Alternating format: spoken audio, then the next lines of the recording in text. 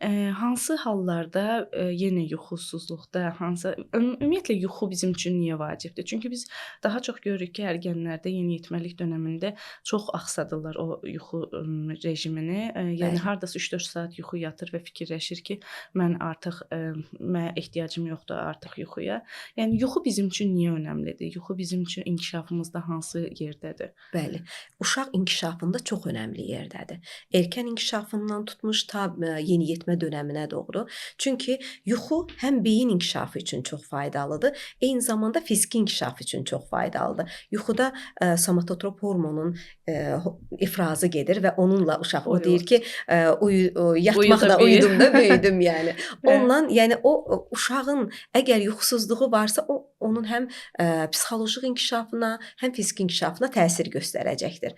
Amma bir uşaq əgər ondan xüsusilə də yeniyetmə dönəmlərində telefonun çox istifadəsi, televizorun çox istifadəsi baxmayaraq ki, heç bir problem yoxdur məsələn yuxusuzluğa aid. Bunlar belə yuxu gigiyenasının olmamağı düzgün gətirib yuxusuzluğa gətirib çıxardacaqdır. Amma beyin inkişafı, ruh sağlığı bunlar üçün çox önəmli bir yer daşıyır yuxu və hətta uşaqlarda bəzi pediatrik problemlər də yuxusuzluğa səbəb ola bilər. Hansı problemlər? Məsələn, qan azlığı. Heç bunu bilmirik. Amma müəyyən olunub ki, insomniyalı uşaqların araşdırmışlar, belə bir müayinə aparmışlar ki, hansı uşaqlarda daha çox müəyyən olmuş ki, ferritin dəyəri 50-dən aşağı olan uşaqlarda yuxusuzluq daha çox görünür.